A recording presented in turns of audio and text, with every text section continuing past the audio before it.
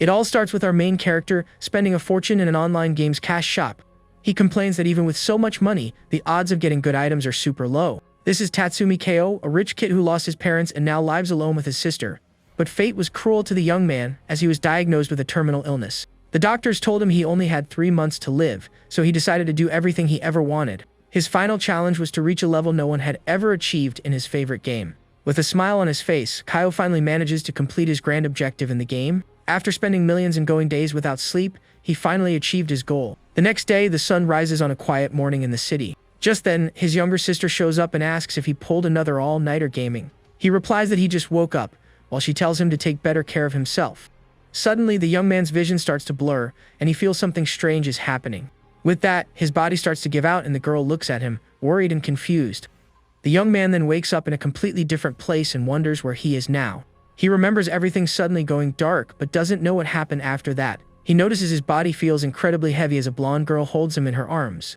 The girl then calls him a hero and, with a smile, asks him to save the continent of Era. The MC is surprised because he finds the mysterious woman's voice very familiar. He asks who she is and the blonde calls him a piece of junk brother, asking if he's forgotten their bond. Looking around, the guy realizes he's in the world of his game, Divine Fantasy Chronicle. Then he notices that the girl in front of him seems to have shrunk down a lot. At that moment, he recognizes her as the game's merchant who always drained his energy and resources. The girl says it's not a hallucination and offers to prove that it's all real. Without a second thought, she just lands a punch right in our hero's face. Feeling the pain from the blow, the guy confirms that this is definitely not a hallucination. So, he wonders if he was really transported inside the world of his favorite game. Just then, the door is smashed in by a punch, and someone yells for the young man to get out. A large man grabs Kyo's sister while the girl begs him to stop because her brother is sick. The girl tells the young man to rest and says she'll deal with the intruder herself. The MC is confused and calls her Lady Runa, asking what she's doing there. The girl finds his question strange and says that this is their house, so of course she'd be there. The MC is confused because even Gyu is someone from the real world and wonders what he's doing there. Then the little merchant says she'll explain everything and reveals that the young man should have already been a goner. She continues saying he was the only one to complete a secret quest, so the system revived him. The fairy says the bonus increases with spending, but he overdid it and his weak body couldn't handle the strain. The young man wonders if he spent so much money he went broke, and the little one scolds him for it. But she tells him not to worry because she prepared some special items to deliver herself. Just then, the villain says he wants Runa and gives 2 choices: either agree or his family is history. The man then starts counting to 3 while Kyo's sister calls him a huge coward. Our hero thinks that he doesn't understand everything, but now he knows what he needs to do in this situation. The brute gets impatient with the delay and prepares to attack with a powerful punch. He leaps toward Kyo and says that since the kid won't choose, he'll decide for him. Calmly, the MC just raises his hand to stop the blow that was coming straight at him. Effortlessly, he blocks the punch and tells the intruder that he's in a really bad mood right now. The big guy is shocked and can't believe his attack was blocked so easily. The young man says that in game terms, the enemy is just a low-level, powerless martial artist. On top of that, he's wearing special armor that the little fairy gave him earlier. At that, the little fairy gets annoyed and yells that her name isn't Shorty, but Fu. The villain becomes furious with the resistance and orders his goons to finish the MC off. With malicious smiles, Goose servants prepare to launch their magic attacks. The brute claims he wasn't kidding when he said he'd wipe out the entire Tatsumi family. But Kyo says he doesn't care if they're NPCs or humans and pulls out a divine dagger. Then, with a single swift movement, he attacks and cuts through all the enemies at once. The young man says he'll show everyone the true power of a pay to win champion. In the blink of an eye, all the henchmen are defeated and fall to the ground unresponsive. Our hero then cleans his weapon with a cold and indifferent expression on his face. Suddenly, the bedroom door opens and a new figure appears, surprising Kyo. A muscular woman shouts for the young master and says to take the bodies to be buried. The MC realizes that just as he thought, Ms. Toki also came to this world. He asks if she was hurt, and the woman says they were tricked and lured outside. The housekeeper hugs them both tightly and cries, saying she was worried about what happened. Being crushed in the hug, the young man says he's glad she's okay and safe. Just then, Runa warns him that the Izumi family won't let what happened to their goons slide. Ms. Toki agrees, saying they will certainly come for revenge, and they're all goners. She then says the Izumis are trouble and asks the master how strong he is now. The young man begins to explain that in the game, professions have ranks like skilled, elite, or legendary. As an example, he mentions Ju, who is a second-rate martial artist with a skilled level. Then, with a confident look, he indicates that his own power is on a completely different level. Our hero maintains his smug smile as he prepares to reveal his true strength, but he tells Toki that his level is lower than a trainee's and probably entry level. The woman is in shock, and he points to a green mark that is supposedly the sign of his low rank. Even Runa is very surprised by this revelation and doesn't understand the situation. In a panic, the housekeeper tells the young lady to grab her things and the master to run for it. The woman says she will hold off the Azumi family alone so the group can escape in time. Keo calms her down, saying that even with this rank, his items can handle level 3 enemies. The young man then smiles and offers some books to his housekeeper. The woman is confused and asks what those objects he handed her are. She complains that just looking at the books gives her a headache. At that moment, Runa seems determined to do something important, so she takes one of the books and says she can't depend on others forever. But upon looking at the contents, the girl is quite surprised by what she sees. The pages showed some secret techniques with very peculiar illustrations. The young lady's face turns red, but she holds the object tightly. The book she picked up was called Divine Arts of Charm. Kaio thinks that there's no way he would let his younger sister learn that. He says she doesn't need it, and the girl replies that it might be useful in an emergency. A short time later, the young man is reading one of the other books he picked up. The housekeeper appears full of energy and says she tested the breathing technique from the book. Our hero is satisfied and thinks that the system's items are indeed top tier. But he gets annoyed when he sees he can only read chapter 1 and the rest is locked. Suddenly, the little fairy appears and floats behind the MC while he reads. She sits on his shoulder and teases him, saying he can't wait for the rest. The merchant says he'll only be able to see the rest when his level finally increases. Annoyed, Kaio tries to hit the creature, but she easily dodges the blow. Next, we see the young man at Lake Izumo, and he complains that he'll have to fish all day. He finds it ridiculous to be a newbie and need a level 4 material to level up. The item he needs is the liver of the Golden Scale King, a very rare fish to find. Fu then explains that this is because he has 10 different professions. But our hero smiles because he remembers he already completed this side quest in the game. His plan is to throw a lot of bait to attract the normal fish and then use a special one. Suddenly, the line of his fishing rod sinks with great force into the lake's water. With a smile, the young man realizes something big took the bait much faster. He braces himself and says he's done this so many times he's confident in his skills. With great force, the young man starts pulling the creature on the other end of the line. He then yells for the Golden Scale King to appear as he's dragged toward the water. But to his surprise, what emerges from the water is a beautiful girl with a fishtail. The young man pulls her to the shore and realizes it wasn't the fish he was expecting. With a confused expression, he yells, asking who the heck she is. The mysterious girl just looks at the bait that hooked her without saying anything. She then introduces herself as Sina and thanks the young man for saving her. Our hero denies it, saying he didn't save her because he was just fishing. Sena explains that his bait helped her escape, and the young man asks if she ate it all. The MC doesn't remember any mission like this and tries to recall it. At that, the little fairy says there are many things he still doesn't know about this world. With a mischievous smile, the young man asks if she's going to give him some kind of reward. He pinches her cheek and tells her to return the bait and catch the fish for him. The girl apologizes and says the lake is dangerous and she's already eaten all the food. But she promises she'll never forget his kindness and will repay the favor one day. The young man gets annoyed because promises for the future don't help him at all right now. He then dismisses her, saying a woman around would only get in the way. The girl then asks if he really doesn't want anything in return for helping her. But suddenly she gets close and gives the young man an unexpected kiss. Our hero is completely shocked by her action while she seems to be enjoying herself. He pushes her away and asks what she's planning since she wasn't content with just the bait. With a smile, the girl says she has marked him so she can find him whenever she wants. Then she says goodbye but adds that before she goes, she has one last request. At that, her fishtail transforms into a pair of human legs. The young woman explains that she actually doesn't have any clothes to wear out of the water. She asks for anything to wear, and Kaio remembers he has clothes in his bag. He hands her a school uniform, and Sina says that will do for now. She thanks him and promises that one day she will come back to repay his favor. After she leaves, the MC thinks of another method to get the rare fish. Suddenly, a strange noise echoes through the gorge, catching his attention. Then, a bizarre creature resembling a giant wolf appears in front of him. But Kaio isn't scared and asks what kind of dog that is, thinking about taking it with him. However, the young man jumps off the cliff towards the beast and two people nearby.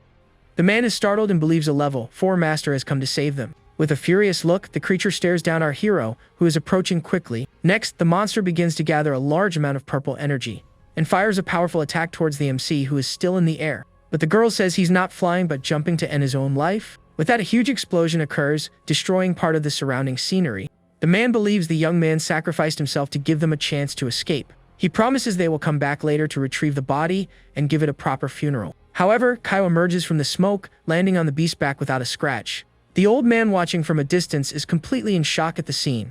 He runs up to the young man and asks if he's okay and what happened to the wolf. Our hero replies that he's fine and that the creature is probably fine too. Behind him, the giant beast now looks like a docile and happy puppy.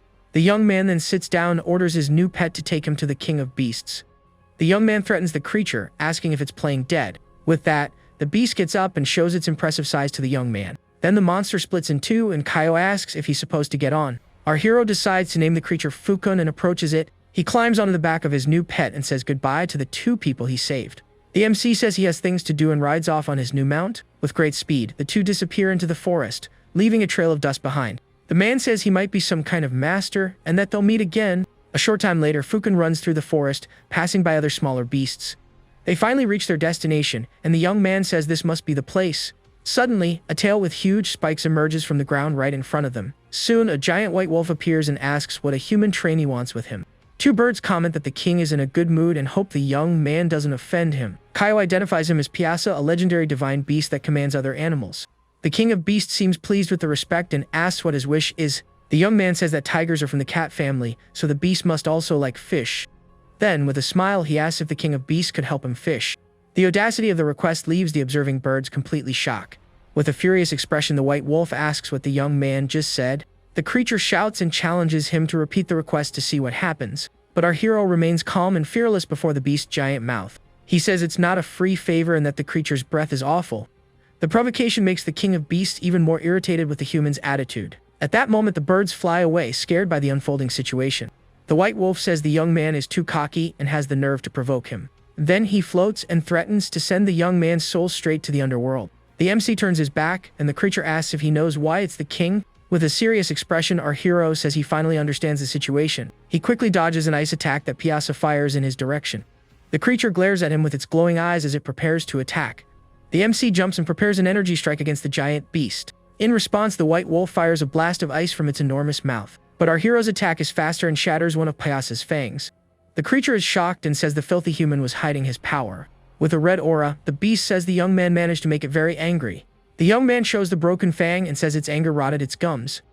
Then he asks if the creature feels better now that he pulled out the tooth. The king of beasts is completely speechless at the MC's attitude. Piasa realizes the unbearable pain is gone and its strength is increasing. The wolf thinks it needs to be careful because the blow had level 4 power. Then the creature asks what his goal is and asks him to fight without tricks.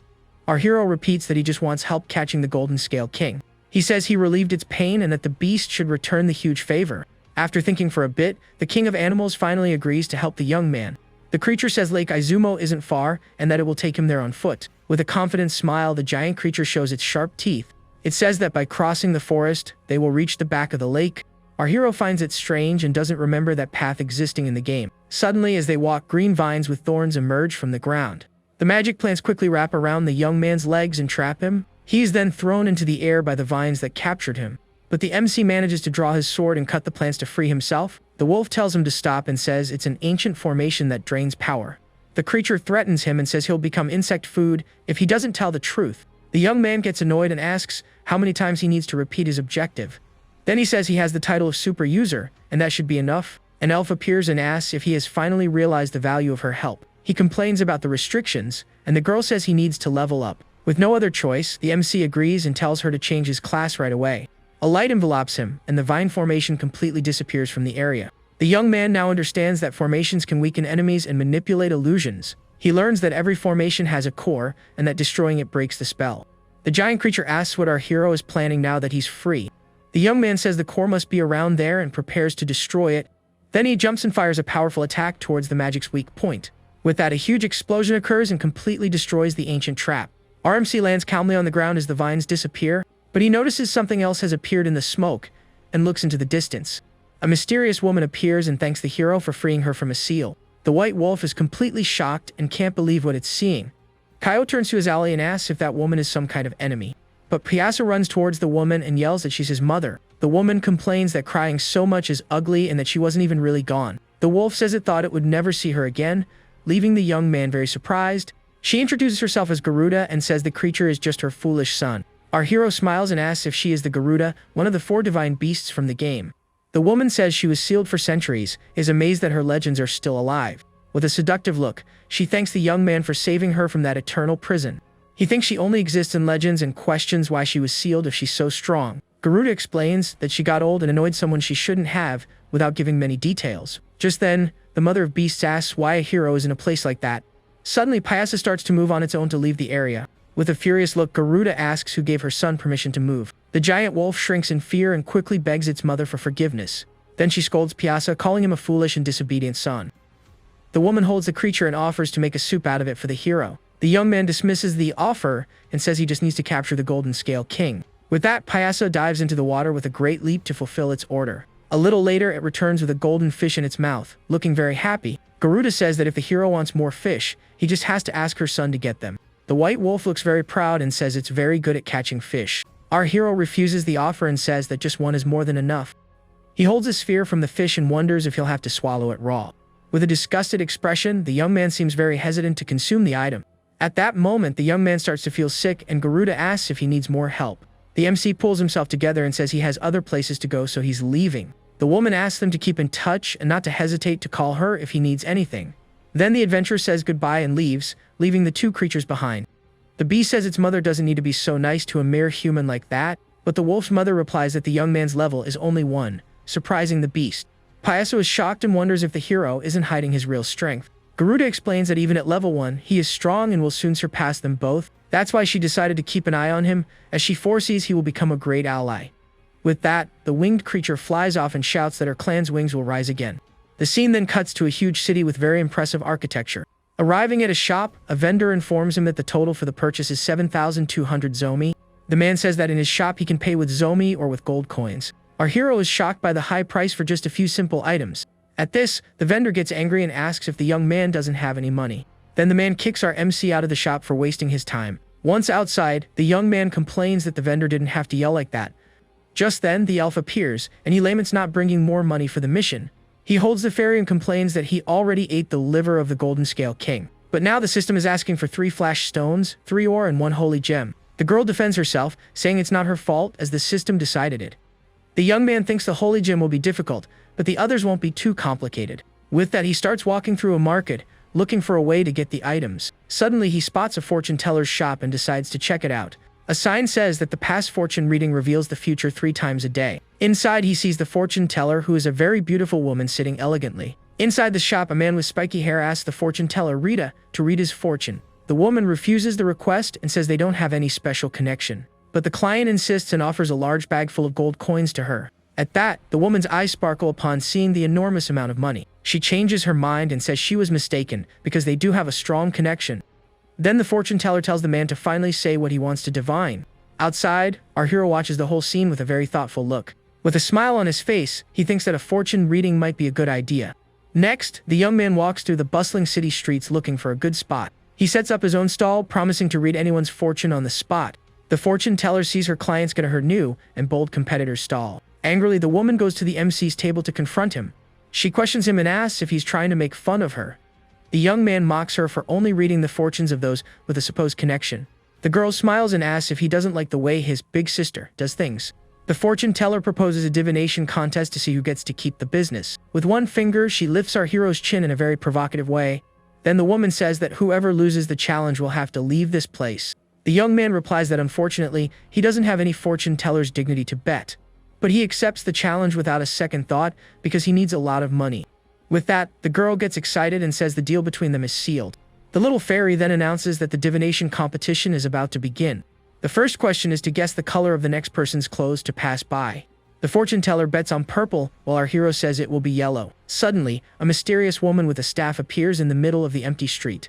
The little fairy is shocked and says they both got the answer right for the first round. The young man says that next time, he'll be much more precise in his divination. Then the fairy asks the second question about the hairstyle of the next person to pass by.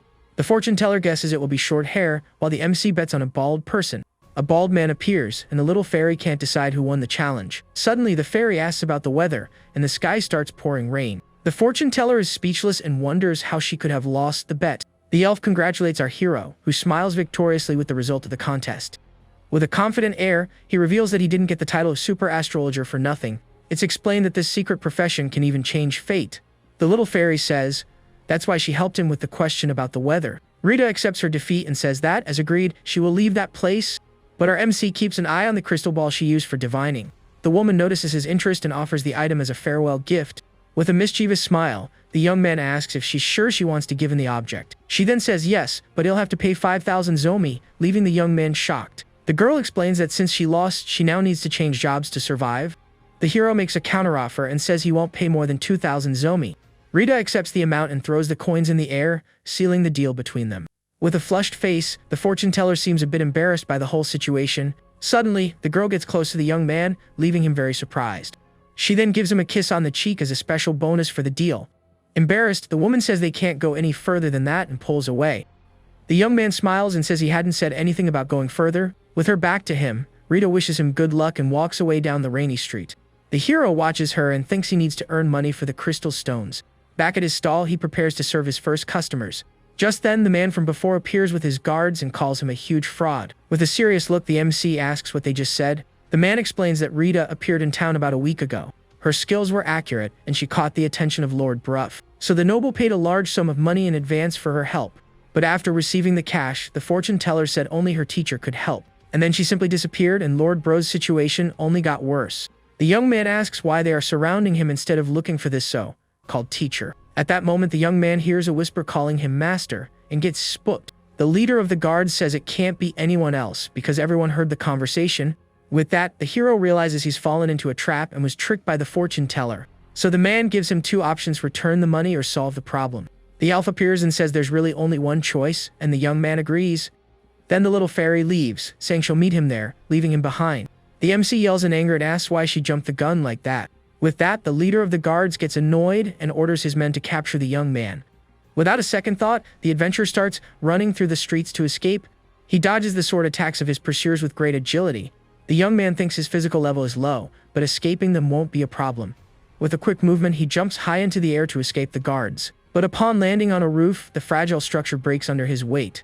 The young man is shocked and complains that the roof was way too flimsy. Seeing the guards approaching, he knows he can't get caught no matter what. In the middle of his fall, a woman appears, and the hero ends up grabbing onto her. The young man's face is pressed against her chest, leaving him in shock. His hand ends up in a very unexpected and embarrassing place. At this, the guards are surprised to see the scene and the woman on the ground. The elf appears and comments that he's as clumsy as ever.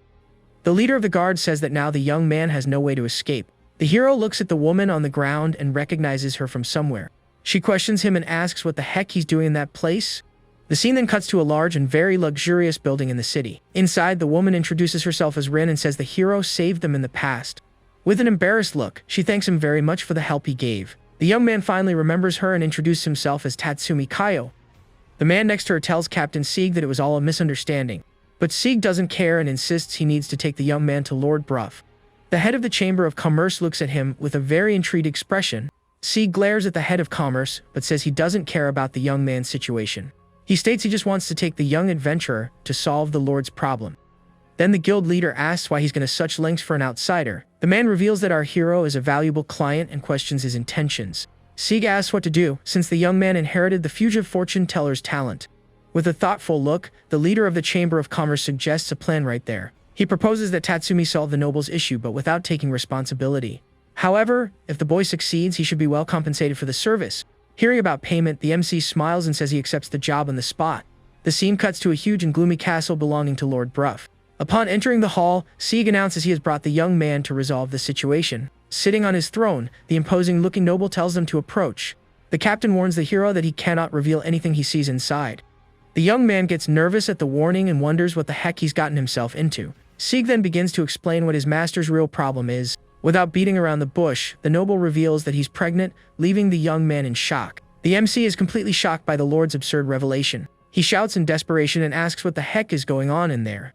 With a hand on his belly, Bro explains that it's all the fault of a malignant spirit. The young man understands and says his profession can also remove curses. At that moment, a little boy approaches and asks if his father will be okay. With a smile, the Lord tries to calm the boy, telling him not to worry. But the child explains that his brother is already gone, and he fears losing his father too. Then Bruff reveals that he is adopted, and they both start crying together. Tatsumi interrupts the drama and asks them to show him where the spirit is. They then leave the castle and go to a dark and very rocky area. Sieg points to a cave and says the malevolent entity is inside. Walking through the place, the captain says a master has already been called for the exorcism. Inside, the young man sees a woman being restrained, and Sieg says he will be paid for his help. But the young man notices the danger of the fire in the area and becomes very concerned. The young man looks at the situation and thinks the job seems pretty easy to do. But the exorcist warns him not to act on his own and interfere with the ritual. He says if the young man interferes, he will have to take full responsibility. Sieg then explains to the master exorcist that they brought the young man to help. Barnes' assistant tells him to relax because the master can handle everything. The MC crosses his arms and says he only cares about the payment in the end. With that, the master continues the ritual, concentrating his power on the malevolent entity. He then summons a huge holy cross that glows with a very intense light. The assistant is impressed with the ease with which his master used the magic. Then the exorcist orders the malignant spirit to be completely devoured. The cross descends with speed towards the demoness who is chained up. The attack hits the target dead on, and the assistant shouts with excitement at the blow. With a confident smile, Barn believes the spirit was destroyed by the attack. But the entity appears intact behind him and questions him for interfering. The exorcist is in shock and can't believe what just happened. In disbelief, Barn attacks again with his holy sword, but to no avail. The malevolent entity smiles and stops the blow with impressive ease. Then the demoness grabs him, and the exorcist realizes she is much stronger. Our hero then warns the assistant that his master is going to be done for this way. But the assistant gets angry and says the young man doesn't know how incredible his master is. Tatsumi explains that Barn used his own soul, and his energy is running out. The man then grabs him by the collar and challenges him to repeat what he said. With a cold look, the MC tells the assistant to let him go immediately. The assistant is visibly intimidated by the young adventurer's reaction. He still insists that his master has decades of experience and can't lose. Suddenly, the malevolent entity throws Barn far away with a single blow. The assistant shouts in despair upon seeing his master defeated so easily. He manages to catch the exorcist, who looks very exhausted from the battle. The demoness smiles, satisfied with the result of the quick confrontation. Everyone is shocked to see that the great master Barn has been completely defeated. Desperate, the assistant shouts that he's not going to be taken out in a place like this. Our hero then wonders if he can summon the holy cross he saw earlier, but the master exorcist warns him not to do anything reckless and to prepare to flee. The young man then replies that his failure doesn't mean he will fail too. At this, the exorcist is completely shocked by the young man's confidence. At that moment, the MC summons several golden spears around him. The assistant and Sieg are speechless seeing the golden holy cross in front of them. The spears fly quickly towards the malevolent entity, which is standing still. The attack pins a demoness who screams in pain as she is hit dead on. With glowing eyes, she becomes furious at the blow she received from the young man. The entity then releases a wave of power that repels the attack and throws everyone back. With a cold look, our hero tells the creature to stop screaming and just say what it wants. Holding one of the spears, the demoness calls him an arrogant human and glares at him. She admits the young man is very good for being able to use the holy cross that way. But she questions if he thought using all his strength would be enough to defeat her. The MC summons even more golden spears as the entity watches him intently. The demoness is visibly surprised by the young adventurer's display of power. With a smile, he says she talks as if she's sure he used all his strength. Then new weapons appear, and the young man starts counting 8, 12, and then 16. Seeing the amount of power, the creature surrenders and asks him to stop intimidating her. Our hero says he preferred her attitude from before and asks why she did that to Bruff. She then calls him master and says she was only trying to help that innocent child. The young man is confused and asks her which child she is talking about right now. At this, the demoness becomes visibly nervous with the question he asked. Kneeling, she begins to explain that a boy's spirit appeared there some time ago. She reveals that the boy had passed away, but his last wish was to spend more time with his father. To fulfill the wish, she placed the boy's soul into a spirit fetus inside the Lord. The hero gets angry and asks if she didn't think this could end the noble's life. The entity admits she didn't think about that, and only did it out of goodwill without harming humans. Tatsumi notices she doesn't smell of blood, so she's probably telling the truth. The young man says he won't finish her off now, but needs to confirm the story with the noble. At the cave exit, Captain Sieg appears and asks if the master has resolved everything. Our hero replies that the malignant spirit is gone and questions when he hid. The captain then warns him about the woman and says the danger isn't over down there. With a smile, the entity thanks him for his kindness but says she's not afraid. Upon hearing the demoness's voice, the man gets scared and starts screaming in pure terror. The scene then cuts and shows the imposing castle of the Lord during the dark night. Back in the hall, the creature calls Bruff father and says she missed him very much. The MC warns that the noble will pass away if this continues and decides to remove the spirit. With that, the Lord's belly disappears and the spirit of his son Toby appears beside him. Bruff believes his son wanted to say something and asks the young man to find out what it was. But the hero takes his payment and says he has other things to do and is leaving. The noble laments and says that a lord told him Toby would become a crystal user. Hearing this, Tatsumi becomes interested and asks him to tell him more about these items. Elsewhere, a blonde woman eats everything and comments on how delicious the food is. On the street, the young lady Miyoto asks if the young man is sure he wants to leave the city. He replies not to worry because he has already gotten the information he wanted about the crystals. The girl then hands him 2,700 in crystals and another 3,000 gold coins. The MC is furious, remembering that an old man had charged him 7,200. She says merchants think about profit and offers to help him whenever he needs. The girl gets closer and promises she won't let him lose a single cent on his purchases. Her uncle appears and says that Amioto understands prices and the young man should consult her. Our hero thinks it's true and that this way he can save a lot of money in the future. The young lady says goodbye and asks the adventurer to be careful and come back safely. He says he can't promise safety but guarantees he will return to the city one day. The scene then returns to the masked blonde woman who is still eating peacefully. Tatsumi approaches her and tells her it's time to go, but she complains she hasn't finished eating. The MC then sets off on his journey through the streets while being watched from afar. The uncle asks Amioto why she didn't try to stop the departure of the young man she likes. She says he is a traveler and decides she will expand her business across the entire continent. With a determined smile, the young lady says that one day she will support him on his journey. The scene then cuts to a house and shows where our heroes will spend the night. Inside the room, the young man says the next town is far, so they will rest there. He then asks his little blonde companion if she wants to take a bath. But the woman refuses and says she doesn't need to because she's just going to sleep and relax on the bed. Setting that aside, the hero wonders if the room isn't strangely cold. With a serious expression, the adventurer is on alert because he feels something isn't right. At that moment, the door opens and to his surprise, the demoness calls him Master. She says she came to offer him room service as a courtesy of the house. Seeing this, our hero facepalms, frustrated with her appearance. The young man lets out a tired sigh as he has no patience to deal with the creature. With a smile, the demoness approaches and offers to help with his bath as well. Without a second thought, the MC kicks her out with a boot right to the face. Outside, the entity complains and says he didn't have to be so cold to her. She says she prepared a special service, and we see a man drinking something next to her. With a love-struck smile, the man asks if he can also order room service. With a malevolent look, the entity replies yes, and her face becomes frightening. At that moment, the man's body begins to swell, and he screams in pure terror. Then he runs down the hallway, screaming that he saw a ghost in his room. Other adventurers appear and ask what happened and where the spirit is. Back in the room, the hero pulls the entity inside, and she says he was rude. Inside the room, the young man questions why she is following him everywhere. Meanwhile, the little blonde companion sleeps peacefully, unconcerned. The demoness then says that to explain everything, she needs to tell her story first. She introduces herself as Vivian and says she sacrificed herself to protect her former master. In short, she wants to rebuild her body because she's tired of wandering as a spirit.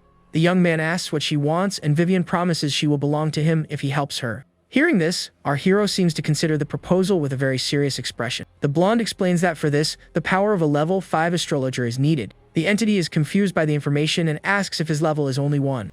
Still in bed, the little blonde mutters something while stretching sleepily. Vivian then asks if he really defeated her being just a level 1 newbie.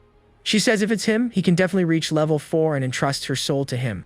The young man warns her that this means her life is now in his hands.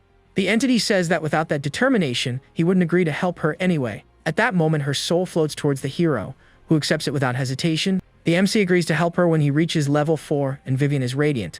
But the adventurer says that in return, she will have to do something very important for him. The demoness agrees and starts taking off her clothes, and he asks why she's doing that. She says she's never had certain experiences and wanted to offer him something unique and special. The young man interrupts her and asks her to go check on his house that he left behind. He also decides her name is too long and will call her Vivi from now on.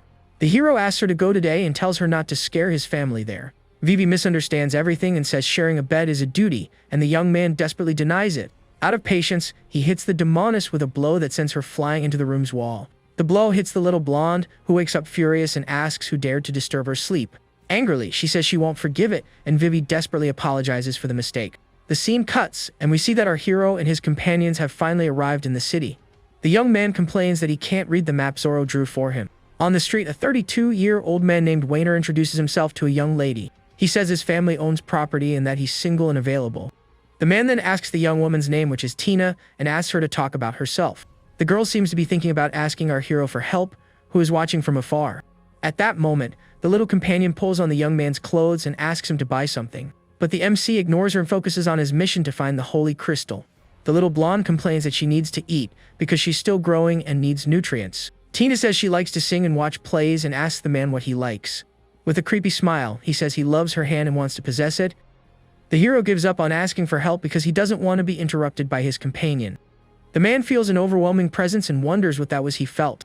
The girl asks what happened, and the noble says he feels a crushing pressure on his body. He thinks he only felt this strange aura after he let go of the woman's hand. Across the street, the MC holds his little companion in the air. At this, the noble makes up an excuse and says he needs to leave, leaving Tina confused. Far away, the little blonde says the pastry was delicious, and the hero complains to her. Just then, the man in armor appears and asks to speak with our MC. He then questions the young man and asks why he was staring at him so intensely before. The hero gets nervous and wonders if the warrior is angry because he ruined his flirting. The young man lies and says he just wanted to ask for directions, but has already solved his problem. But the noble doesn't believe this excuse and says the adventurer won't fool him. With a furious look, the man prepares to start a fight against our hero. A red lightning bolt comes towards him, but the MC defends it with his weapon. He counterattacks with a quick strike, and the warrior defends himself with a fireball. Weiner is impressed with his power and questions if a nobody could do that. Our hero holds his dagger and finds it strange because he only tried to dodge the incoming blow. With a maniacal look, the noble accuses him of being a shadow hunter who came to capture him. At that moment, Tina appears and asks the warrior what exactly is happening there. The girl seems determined and thinks she can't let this great opportunity slip away. Our hero tries to calm the situation and swears it's all just a misunderstanding. But the man shouts that he loves women's hands and asks if the young man has a problem with that. The adventurer is completely confused and wonders what the heck this lunatic is talking about. To prove his point, the noble shows a hand he was holding the whole time. Then the weird man starts licking the object and says he can't resist collecting them. Our MC makes a disgusted face and doesn't seem impressed in the slightest. From a distance, the girl watches everything in horror and calls the warrior a total pervert. With a malevolent smile, the noble says now that they know his secret, he won't let them leave. The young man replies that nobody asked anything and it was he himself who started spilling the beans. Ignoring the comment, the weird man advances with an energy-filled punch towards him. But the hero activates his golden scale armor ability to defend against the blow. With that, our adventurer's fist manages to block the noble's powerful attack. The hero's blow repels the noble, who feels electricity course through his entire body. At that, the hand the warrior was holding explodes on the ground in a large fireball. The little blonde complains that a piece was left behind, and the hero thinks about burying the rest. Then, with a shovel in hand, the MC buries the remains so no one will find them.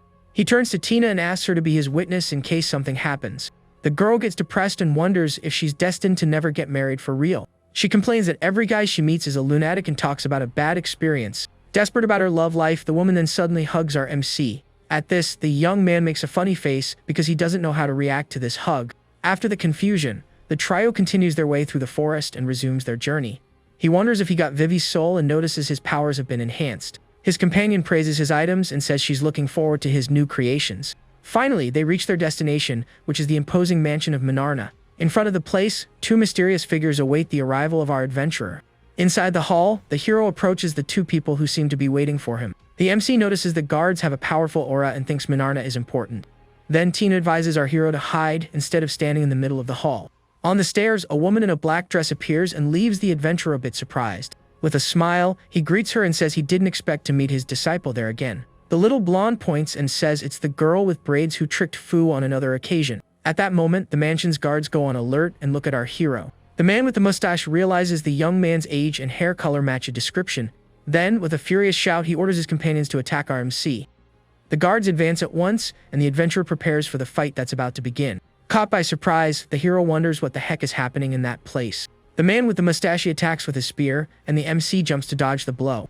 The white-haired warrior shouts that Menars will not escape justice today. The young man shouts back, confused, saying he's also looking for this Menars guy. His floating companion jokes that he looks like a villain and that's why he's misunderstood. But the guard accuses him of being involved in the disappearance of several children from the region. An elf woman appears and accuses him, saying she has proof of his crimes and tells him to surrender. The man with the mustache tries to save the hero's little companion, calling her Little Miss. But the little blonde gets furious and launches a powerful golden divine attack against the guard. The warrior is caught in the explosion and is shocked by the little girl's power. Then the hero's companion shouts in anger, saying she is already an adult woman. She strikes a pose and asks in what world a child would have a body like hers. At that, the white-haired guard is shocked and blushes at the bizarre scene he's witnessing. His nose starts to gush and he's labeled a pervert by his own subconscious. The other guard ignores her fallen colleague and warns the hero that she'll finish him in one blow. With a sadistic look, the woman says she loves the sound sinners make when they are punished. Our MC doesn't waste time and quickly advances towards his new opponent. The warrior is surprised because she didn't expect the young man to be as fast as she was. She tries to hit him with a hand strike, but he is much faster than the woman. With that, the hero mobilizes her and says it's a pity because she didn't stand a chance. He throws her to the ground and warns that boasting doesn't guarantee victory in a fight. The hero explains the whole situation to his disciple while the fallen guard watches from afar. The girl asks if the misunderstanding has been resolved, but the young man asks for his money back. With that, the guard with the mustache admits they were hasty and jumped to the wrong conclusions. He introduces himself as Rito and says he will explain everything about this Menars they are looking for. The commander recounts that Menars was a cleric but is now linked to the disappearance of children. Rito explains that one victim looks similar to the hero's partner, which is why they were confused. But the little blonde gets furious and threatens him with another attack if he continues to be rude. The leader ignores the threat and says the two defeated are elite hunters from his troop. Then the warrior on the floor explains that she joined the group for a very simple reason. She says she can punish culprits without suffering consequences and gives a very evil laugh. The white-haired guard shouts that he joined the troop to protect little girls. But his partner questions him because he didn't seem excited in the case of adult women. The warrior replies that women over 14 are no longer little girls to him. With that, the two start arguing and accusing each other of being perverts.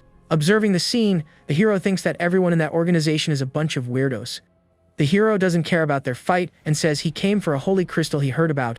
Then Rito praises the young man's fighting skills and asks for his help if Manars appears. The white-haired guard agrees and says the adventurer even managed to defeat him. But his partner shouts that he only fainted from excitement upon seeing the little blonde and calls him a pervert. The MC sighs and agrees to help since they seem so desperate. With that, the commander is happy and invites the young man to investigate the place together. The group then goes up the mansion's stairs to start looking for the cleric. On the way, the hero's disciple says they haven't finished their previous conversation. The girl explains that she used a trick because she just wanted her master to come to that place. She whispers that her fat friend is fine, so it's no problem to lie a little. The young man is shocked and questions her, asking if she knew everything from the beginning. With a smile, the girl with glasses replies that she predicted everything that would happen there. She boasts that her skills are incredible in all aspects, not just in fighting. He then warns her to make sure she pays him when they find the holy crystal. The disciple turns her face and pouts because she didn't like her master's comment very much. Inside the mansion, the trio of shadow hunters enters a dark, cavernous passage. Suddenly, the woman stops and asks her commander if he heard something from ahead. The white-haired guard shouts and points to something he found at the end of the passage. There they spot a white-haired girl who seems to be trapped in red crystals. The warrior wonders if the girl is one of the victims captured by Manars. With an emotional cry, the white-haired man tells the girl not to cry anymore. He then advances and promises to protect her with his large and sturdy battle shield. But the trapped girl blinks in a strange way and doesn't seem helpless at all. Suddenly, she transforms into a terrifying monster with sharp teeth and a malevolent gaze. The commander and his partner are completely shocked by the girl's transformation. The creature advances and attacks the white-haired warrior with a powerful kick to the chest. With a malevolent laugh, the monster knocks him down and pins him to the ground without any difficulty. His partner shouts in anger and advances to try to save her idiotic companion. She tries to punch it, but the creature uses a crystal as a shield to block the blow. With that, the monster counterattacks by launching spikes that hit the woman dead on. The creature lets out a cry of pain as it's hit by a blue energy attack. The commander recognizes it as a puppet and yells for his subordinate to finish it off. But the white-haired guard hesitates because he can't bring himself to attack such a young girl. At this, the abomination gets angry and advances once more to attack the group of hunters. Seeing his friend in danger, the leader steps in front to defend against the creature's blow. Suddenly, a swift shadow passes by them, wielding a red and black dagger. Our MC appears out of nowhere and attacks the monster without any mercy or hesitation. With a single precise blow, he defeats the puppet, which falls to the ground, shattering. Rito thanks him relieved, while the hero wonders if he did the right thing by eliminating it. The commander then kneels and questions what kind of terrible sorcery was used there. With a serious expression, he says he has a suspicion about the MC and his group. Shortly after, the team finds a new room that looks like an archive or library. Rito picks up a book and says Manars might be connected to an ancient, forbidden army. The disciple explains that they sacrificed people to create blood crystals and gain power. She concludes by saying that because of someone named Murray, thousands of people died on the continent. The girl with glasses recounts that Murray fought alone against Crusaders 20 years ago. Meanwhile, Rito finds a drawing of a demon in a book and seems to know what it is. The document says the forbidden technique was improved and that one type of person is ideal for it. Then our MC completes the sentence and asks if that individual would be a child. The leader of the hunters looks embarrassed and confirms the young man's terrible suspicion with a smile. At that moment, the group's warrior finds a strangely well-preserved cabinet in the corner. The commander says that if this is linked to Murray, they should leave the mansion immediately. He admits they are useless against users of such powerful and forbidden sorcery, but the hero ignores the warning and decides to open the cabinet to find out what's inside. His eye glows with a strange light as he stares in the dark interior of the furniture. The leader of the hunters is shocked and yells that this is undoubtedly Moray's work. Inside, they find jars with preserved hands, and the commander says he used to collect them. With this, he despairs and asks the MC to retreat because this is beyond them. The young man then turns and asks a very strange question to the group of hunters. He asks if anyone has ever seen the face of Moray or Manars, leaving the commander confused. With a smile, the young man says he was thinking and maybe their target is buried there. Shortly after, the group gathers around a hole where they find a body at the bottom. Rito recognizes the face and says he used to see it on wanted posters 20 years ago. but the commander is confused and asks how the adventurer knew the body was there. The hero explains that the man attacked him out of nowhere and exploded as soon as he touched him. At this, the leader of the hunters is startled and asks if he exploded on his own, and the young man confirms it. Later, in a large mansion, the group celebrates the success of the mission they just completed. At a table, the commander hands over the crystals, but still asks if the young man isn't hiding something. With that, the hero receives the key item and realizes the holy crystal seems to be real. The disciple smiles and tells her master to accept it as a small gift from her. Rito thanks him because the adventure saved countless families, and no crystal could repay that debt. The MC takes the item and says that besides, the crystal was already his to begin with.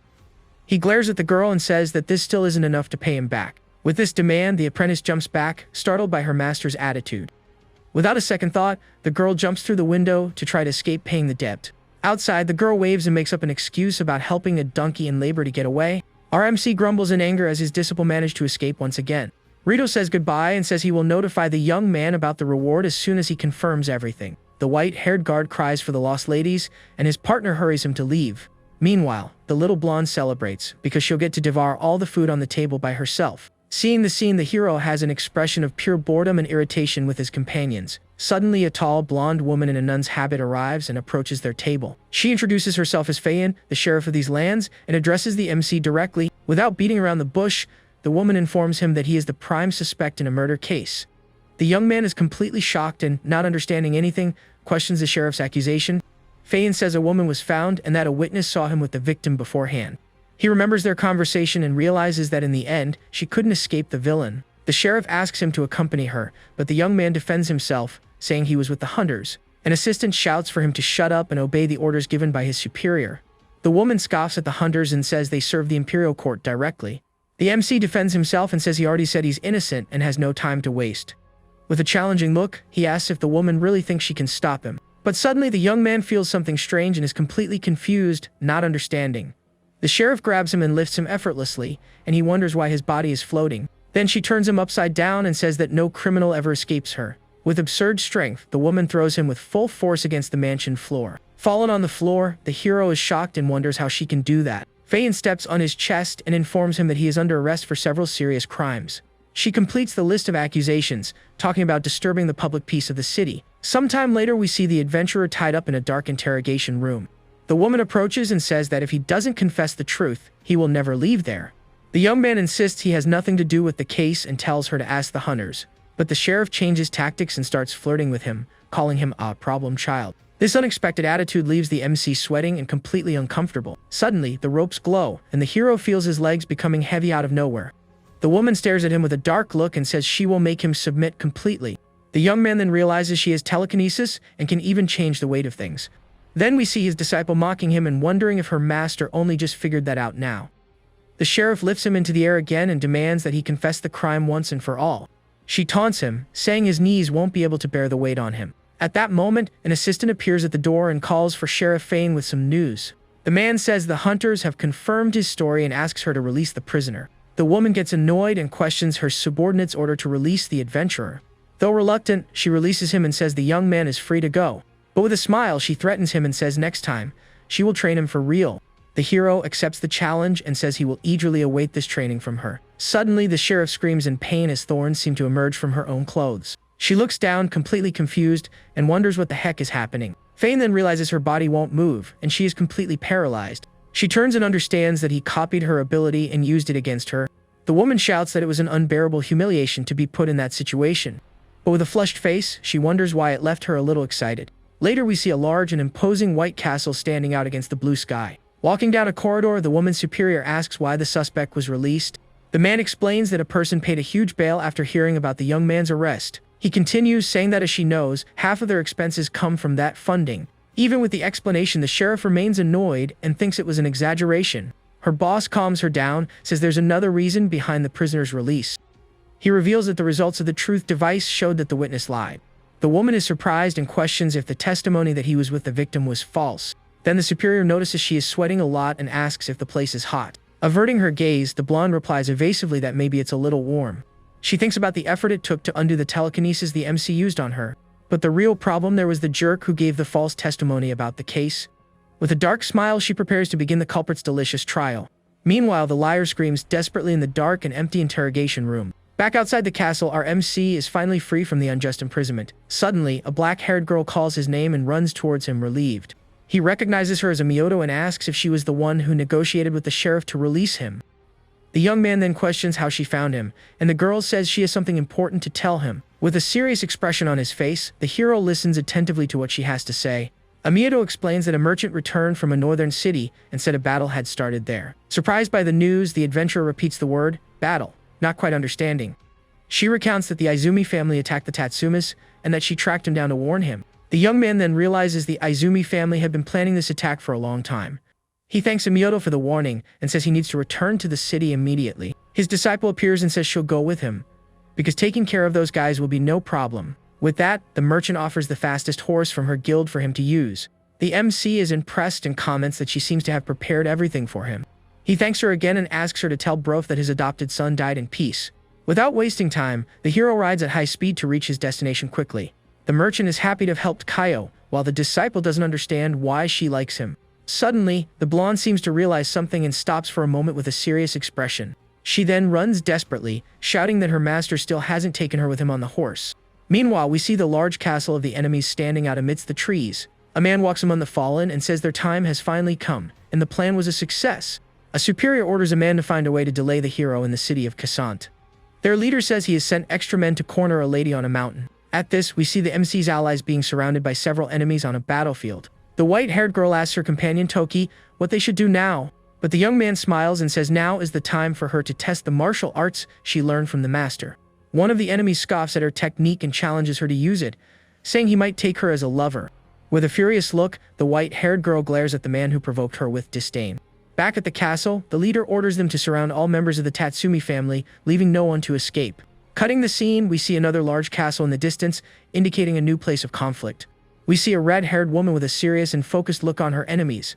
Floating above the bodies, she says they are not special and don't even compare to her master. The woman then thinks she could drag the fight out until night to finish them all off at once. With a malevolent smile, she decides to do this as it would also help her conserve her energy. Her eyes glow intensely as she prepares for her nocturnal plan. But suddenly, her expression shifts to surprise as she realizes something is wrong. The woman senses someone incredibly powerful and wonders if it's her master's arch-nemesis. With that, the woman crouches down, bracing herself for what's to come. Enveloped in a red aura, she prepares to fight with all her strength. Flying through the skies, the demoness points to the castle, saying the presence is there. With a determined look, she declares she will defeat this new threat with a single blow. Then the woman unleashes an attack called Dreadful Haul, creating a tornado of red energy. The attack travels rapidly and causes a massive explosion of power in the direction of the castle. In the castle, the enemy leader is shocked and wonders what the heck that was. He then sees another figure in the air and complains that he didn't expect them to be so prepared. With a smile, the enemy leader comments that it seems their reinforcements have finally arrived. The white-haired man shouts that the Izumi family is superior and will show their true power. Meanwhile, the other ally is sweating bullets, completely shocked by the turn of events in the battle. From above, the demoness is surprised to realize the target of her attack is still alive. From the clouds of smoke, a large white beast complains that her blow really hurt a lot. The winged wolf then roars and accuses the woman of always using dirty tricks to fight. But the redhead just glares at him and calls him a big cat, making the creature furious. With a smile, she asks how many of a cat's 9 lives he lost with that attack. The beast roars and challenges the woman to find out for herself, getting ready for a brawl. Then the demoness also prepares for the fight, covered in her red energy. Without hesitation, the winged wolf fires a powerful beam of blue energy from its mouth at her. The two attacks collide in midair and create a massive explosion of power in the sky. The old leader wonders if there are other enemies, as he thought only one person would come. In the sky, we see several clones of the two fighters clashing in a fierce aerial battle. The white-haired man suddenly intervenes and shouts for the two to stop fighting. The dark creature then questions who the heck the man is who interrupted their fight. The enemy leader asks if they are his reinforcements and orders them to stop fighting and help him. Confused, the demoness and the beast repeat the words reinforcements and destroy, not understanding a thing. At that, the old commander asks if there's a problem, a nervous expression on his face. The wolf then says that if that's the case, he'll start by taking care of the leader and turns on the man. Meanwhile, our hero continues to ride at high speed through the streets of a city. His disciple complains about being on the horse, but Kaio tells her she's too weak to fly. He then remembers something and asks her about a so-called Queen of Sorrow she mentioned. But the blonde plays dumb, pretending she has absolutely no memory of saying anything about it. She adds that the idea sounds familiar, but she doesn't feel like it actually exists. Suddenly, the horse transforms into a creature of light and runs even faster than before. With the sudden acceleration, the two lose their balance, and the elf screams in fright in the process. The hero ends up upside down under the animal and wonders what the heck just happened. Back on the ground, he complains that his appetite has been completely ruined because of that mess. His apprentice then yells at him, accusing him of riding the white horse too fast. The white horse, now with a horn, complains that they are slow and look like turtles. With an angry face, the creature shouts that it's their incompetence's fault they're so slow. Annoyed, the MC blames the creature for his horse's demise and demands it get him another one. Then the magical being says it will be merciful and points to the old, lifeless horse on the ground. But the animal explains that it's busy and needs to get a fruit, promising a faster horse. Next, the unicorn dashes off at high speed, leaving the young man behind to watch. It shouts that the fruit only grows every 10 years, so it has to get it no matter what. With a smug look, the magical being continues its run without a care in the world. Suddenly, the hero appears in the air and hits it dead on, leaving the creature completely confused. Now mounted on the unicorn, the young man scolds it, saying it needs to follow the rules of the road. The creature is completely terrified by the situation and can't believe what happened. Frightened, the animal wonders how a mere human was able to match its speed. The MC then comments that if the creature is that fast, he has a new destination in mind. Enveloped in a dark aura, the man says that from now on, the unicorn will be his new horse. Shocked, the magical being questions if the young man really wants to turn it into his mount. The unicorn gets irritated and says it's a divine beast of the Karen clan, to which even emperors bow. Furious, the animal shouts that the idea of becoming a horse is completely absurd and has crossed the line. With a threatening glare and glowing eyes, the hero asks if the creature is refusing to obey. Scared to death, the creature does a complete 180 and says it would be an absolute pleasure to take the job. Satisfied, the young man smiles and orders them to depart, as the Tatsumi mansion is in a city to the north. Then the two shoot off at high speed, leaving a trail of light in their path. Back at the enemy castle, we see a huge crater on the ground, the result of the previous battle. The leader then turns to the white beast and asks what he did to make it so angry. Terrified, the man apologizes and begs the giant animal to spare him from its fury. But the white wolf just glares at him with disdain and repeats the word sorry with a smile. Without hesitation, the creature fires a beam of blue energy that hits the commander dead on. The attack hurls him into the castle and causes a large explosion of light on the premises. At this, one of the guards panics and shouts for everyone to help the injured elder. Meanwhile, the demoness observes the chaos and prepares to attack the soldiers on the stairs. She then unleashes her dreadful howl attack and launches a wave of red energy at the guards. Seeing the confusion, the leader of the allies wonders if the Izumi family is attacking and prepares himself.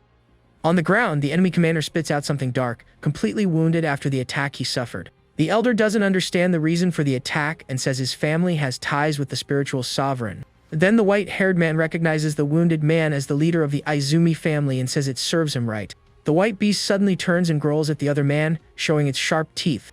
The ally asks what the creature's goal is and warns that they won't hand over Kaio no matter what. But the wolf says it would love to greet its benefactor's uncle, leaving everyone there confused.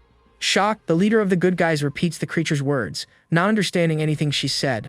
The beast then explains that Master Kaio is its mother's benefactor, and for that reason, he respects him. With a smile, the creature asks if it can call him Konkle, and the man finally understands everything. The leader praises the beast's good manners, to which it replies is thanks to its mother's strict upbringing. One of the young allies is surprised and realizes that the creature he saw before was real. In a memory, the boy points out a tiger to his brother, who tells him to shut up and train. The demoness then introduces herself as Vivian and says her master sent her to protect his land. The wolf asks why she didn't reveal herself sooner, and the woman says he was following her in secret. The leader of the allies asks Vivian who her master is, and the woman begins to answer. She explains she has a strong bond with Master Kaio, and he instructed her to call him that. The uncle is shocked and thinks he shouldn't meddle, but his nephew is taking marriage too lightly. He promises to talk to Kaio and welcome her into the family as his wife, making her blush. The demoness gets all flustered by the proposal and lets out a little shriek of surprise. Suddenly, a shadowy figure appears and everyone turns, asking who's there. Then we see the hero on his new mount, and he says the unicorn was way too cocky. The girl asks if the talk about a deep bond was a lie, while the wolf greets Master Kaio. With an irritated look, the young man tells the demoness to stop spouting nonsense. With that, the MC approaches his uncle and asks if he's okay after the commotion. The elder explains that the Izumi family attacked them, but thanks to the two, they avoided the worst. The hero thinks and says that now the enemies know what happens when they attack the Tatsumi family.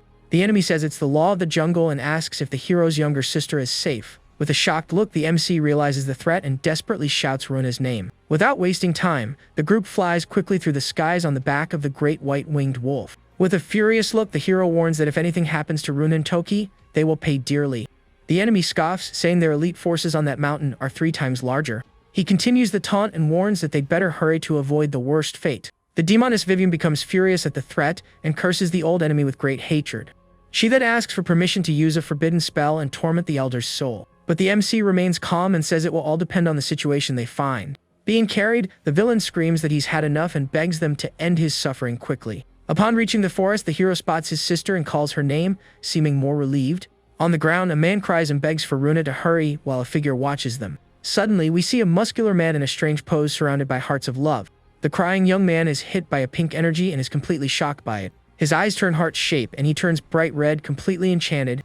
With a love-struck gaze, the young man now looks at the muscular man as if he were his great love. The big guy asks if he would die for love, and the young man offers his body and soul on the spot. Desperate, the young man begs the white-haired girl, preferring an honorable end. The white-haired girl agrees to the young man's request and prepares to grant it. With a smile, she then lands a solid punch right in the face of the begging man.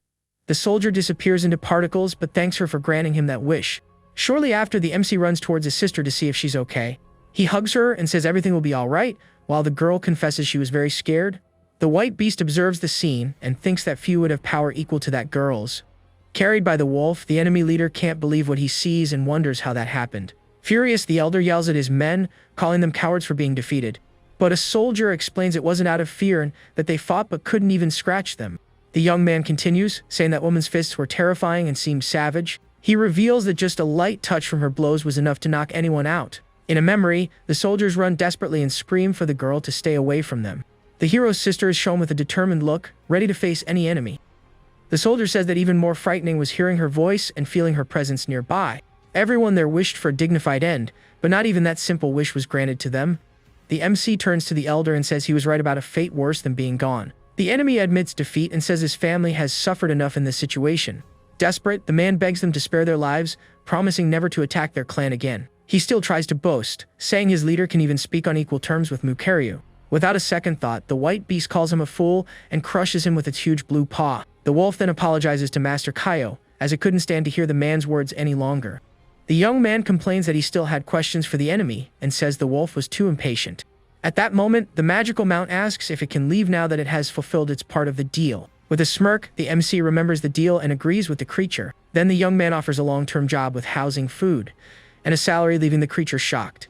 The creature furiously refuses, saying it would rather starve than have to work for him. The creature says goodbye and tries to flee, but the hero prepares an attack with his blue light sword. He then laments that flight is only unlocked at level 4, and that it will take a while to get there. Then the MC remembers the name Mukaryu and says he's heard it somewhere before. He recalls that this was the boss of a dungeon and a huge problem in the game he used to play. The hero tries to remember and says that Mukaryu took his own father's life, but he skipped that part. The demoness asks if the villain staged a rebellion, and the young man confirms it, but he never admitted it. But Toki interrupts him and reveals that, in fact, King Lawton is not really gone. Shocked by the information, the MC is speechless and completely confused by this. Beside him, a blonde elf appears, and the young man asks what this means, but she doesn't know. The girl teases him and tells him to use his underdeveloped brain to think a little. The hero then explains that there are two possibilities. One is that the game's content has changed. Meanwhile, the unicorn finally manages to return to its original destination in the forest. The creature feels exhausted and says it will need 10 spirit fruits to recover. The creature then runs at high speed along a path between the forest trees. With a determined look, the animal continues its race to get its fruits quickly. But upon arrival, it finds other fallen beasts and wonders if it could be poison. The creature wonders if someone poisoned the fruits on purpose and what the motive would be. It explains that the fruits are for its kind, and other creatures wouldn't have eaten them before. The unicorn realizes that if it hadn't met the hero today, it would have been the one to go. With a furious look, the unicorn realizes someone set a trap for its species. It understands that the enemy has a grudge against the Chulin and decides to flee the place immediately. At this, the scene changes and we are taken to a huge and very imposing castle under a dark sky. Inside the palace, a man shouts at Mukaryu and asks why the reinforcements were never sent. He reports that the last member of the Su family has passed and demands fulfillment of an old promise of help. Sitting on the throne, a young man named Raikun calls him an old man and tells him not to get the wrong idea. With a smile, he explains that he understood the situation but never promised he would actually help. But another man glares at him seriously and asks if he really understands his position there. The long-haired man becomes visibly nervous and starts to sweat profusely at the threat. Desperate, he bows and apologizes, taking the blame for having acted emotionally. On his knees, the man begs for Raikun's forgiveness, who watches him with total indifference. Raikun then remembers that the other's family helped him in the past, giving food to his troops. Because of this debt, he finally reveals that he will help now, leaving the man grateful. The bluish-haired young man then raises his hand and creates a powerful sphere of golden energy. This energy hits the kneeling man, who is lifted into the air, completely in shock. Desperate, the man shouts Reiken's name as he is lifted by a deadly energy. Reiken says since he's the last of his family, he'll send him so he won't be alone. The man begs him to stop but is completely consumed by a golden light. Without mercy, the bluish-haired young man makes the man's body explode into pieces. He orders the guards to clean up the mess and threatens them with the same cruel fate. Next, the young man turns to a hooded figure named Fogg and says he is not exempt. The young man questions him about the delay in capturing a simple mermaid in a culin. Fogg apologizes and says they had complications but got an important lead. The elder explains that a man caused a commotion at Lake Izumo to help Scene escape. As he approaches the throne, he shows an energy sphere with an image inside. In it, the MC and the white-haired mermaid appear together, looking like a couple. The hooded figure continues, saying the same energy was felt where they were going to capture the culin. He asks if the hero was sent by someone, and Reiken suspects an old acquaintance. But he dismisses the idea because he needs the sample before the Jano army appears.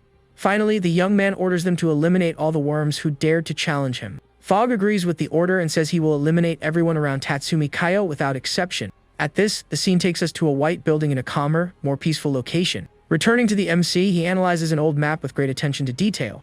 The hero then realizes the map is completely different from the one he knew in the game.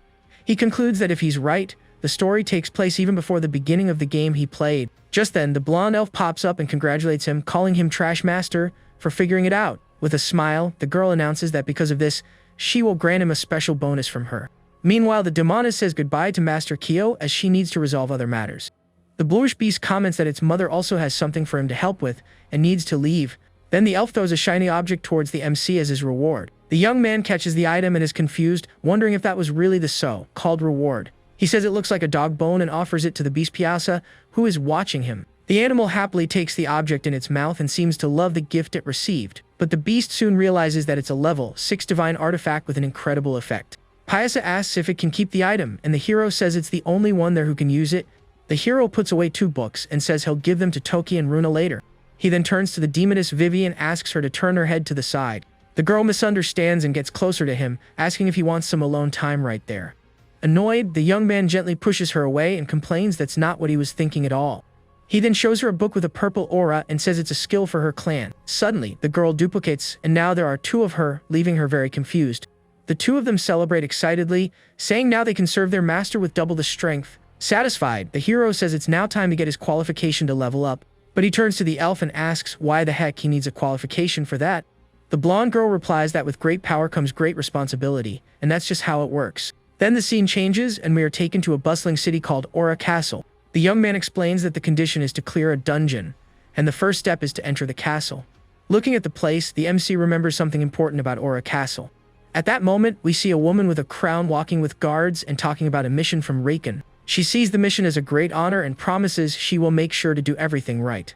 Pulling the young man's arm, the elf excitedly comments on something that looks delicious nearby. Just then, a woman dressed as a nun recognizes him and is shocked by his presence there. The young man then recalls that Aura Castle was the scene of a massacre where Mukere eliminated his father. However, he doesn't remember the exact date of the event and needs to think of a way to warn the citizens. He then turns to the elf and asks what happens if he changes the events of the game. The blonde girl replies that she doesn't know and that he will have to bear the consequences of his actions alone. With that, the elf simply flies away and the hero decides to go look for Duke Raoul first. Hiding behind a wall, the same woman from before watches the young man walk away alone. Arriving at the entrance, 2 guards block his path and say the Duke only sees invited guests. He replies that he just needs a ticket for the test and provokes the guards to get it for him. Furious, the soldiers raise their weapons and threaten to show no mercy if he advances. The hero remains calm and says he understands their job and doesn't want to make things difficult. He then adds that in that case, he'll just enter the castle on his own. The guard is impressed by the intruder's courage and concentrates energy in his hands. At that, the soldier launches a dragon attack with his spear and tells him to retreat if he wants to live. Without moving, the hero faces the energy dragon coming towards him without any fear. With a simple movement, he extends his hand and easily catches the soldier's attack. The young man redirects the energy upwards, sending the surprise guard flying with the impact. At that moment, a butler appears, and the MC turns to face the newcomer. The man introduces himself and asks for the intruder's name as he defeated a guard with a single blow. Kaio says his name, and that he just wants the Duke's permission to train without causing trouble. The butler laments and says the timing is bad because the Duke is dealing with a problem. He explains that the Lord is busy and asks the young man to return another day to talk. But the hero offers to help with the problem, and the butler ends up agreeing to take him. Entering the hall, we see several people gathered, looking at a man at the top of the stairs. The man explains that he gathered everyone to ask for help with his daughter's illness and will reward them. He then swears on his life that he will grant any wish of whoever manages to cure the girl. With that, people start entering the Duke's daughter's room to try their luck. One of the guests asks what the illness is, and another comments that they could marry her if they cure her. Suddenly, the sound of breaking chains echoes through the room, catching everyone's attention. Next, a girl with a stitched mouth appears, floating and bound by energy chains. A young man with an eye patch and a blue-haired girl are shocked and ask if the illness is that serious. The Duke confirms it's the zombie disease and says there's nothing more he can do alone. He explains that's why he called them, and the terrified guests start to flee, afraid of infection. One of them screams that he doesn't want to end up like that, but a white-haired girl offers to help. With a determined look, the woman asks Duke Raoul to allow her to try to cure the girl. She says she will use holy light to save the young woman, and the Lord is very grateful for the attempt. But upon using her power, the healer realizes the holy light is being rejected by the girl's body. Even so, she doesn't give up and decides to concentrate all her energy to try one more time. The sick girl seems to be in a lot of pain and writhes as the light hits her directly. The white-haired woman gives up, frustrated, as the holy light doesn't respond at all. She then turns to leave and comes face to face with the MC, who is watching her with his arms crossed. At that, the hero remembers that Mukari's massacre happened because of a zombie disease outbreak. He recalls that the infection spread quickly, and Mukari tried to save everyone, but it was impossible. In the end, he had to eliminate the infected, and the young man finds the story similar to that of a teenager. The woman apologizes to the Duke and says the only thing to do to put an end to the girl's life. Furious, the Duke shouts that this is out of the question, as the girl is his daughter and a human being. But the woman argues that if the situation continues, everyone in the castle will be in great danger. Suddenly, the MC butts in and suggests she try using the shadow arts. Confused, the Duke asks who he is and what these arts he just mentioned are. The young man approaches the bed and remembers that in the game, the Legion of Dark Arts invaded the kingdom. He compares the situation to a famous manga and says the people here are still very primitive. With a dark aura, the hero tells everyone to shut their mouths and just watch what he's about to do. He then lands a solid punch on the girl, who is sent flying by the powerful blow. The young woman coughs and spits a dark substance onto the floor, showing that the attack had some effect. Slowly, the girl regains consciousness, and her eyes return to normal as if she were cured. She gets up and asks her father what happened, and the Duke is emotional seeing his daughter well. As a reward, the Lord hands him a card that serves as a pass to solve problems in the castle. Additionally, the man offers to grant a wish, but the young man says what he received is already enough. With a smile, he puts the pass away and says that if he thinks of something, he'll be back for a visit. The Duke and his butler cry with gratitude and promise they will never forget the favor. Outside, the white-haired woman catches up to him and asks why he won't teach her the shadow arts. She then gets close and begs desperately, promising to do her best to learn the technique. Yawning, the young man says she doesn't necessarily have to follow the dark path of shadows. He suggests she can cure the zombie disease if she completely masters the holy light. But the healer laments that the light rejected her, and now she has no way to save another sick person. The hero then questions if it's not actually just a lack of conviction on her part. With that remark, the woman thanks the master and realizes he understands the light better than she does. At that exact moment, the woman kneels on the ground as a sign of repentance for her actions. She regrets having thought of giving up the holy light because of her incompetence. The young man says it's okay and sends her away, but she promises to try harder next time. Sighing with relief, he thinks that turning the holy master into a ninja would be absurd. In his mind, he imagines the girl as a ninja and questions if that would be the right thing to do. Furthermore, the MC fears what the system would do if he caused such a huge bug in the game. Putting that aside, the hero goes to buy dango, but sees a girl arguing with the vendor. The man demands the whole year's payment and threatens to kick her out if she doesn't have the money. The vendor gets furious and yells for the elf to leave while trying to push her away. But suddenly, the MC stops him, gripping his wrist with considerable force. The man screams in pain and asks who the young man thinks he is to do that to him. Without a word, the hero simply shows the card he received from Duke Raoul.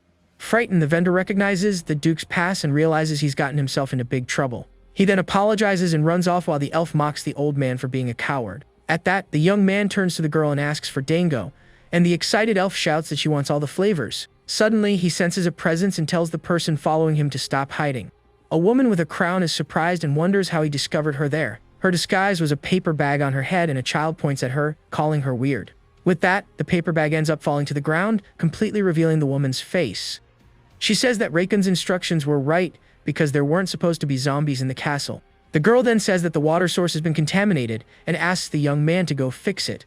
The hero turns and refuses the request as he doesn't care about her empire's politics. He then simply offers a skewer of dango to the elf, who becomes very happy. The young man eats his dango and says he has nothing to do with Reiken or anyone else.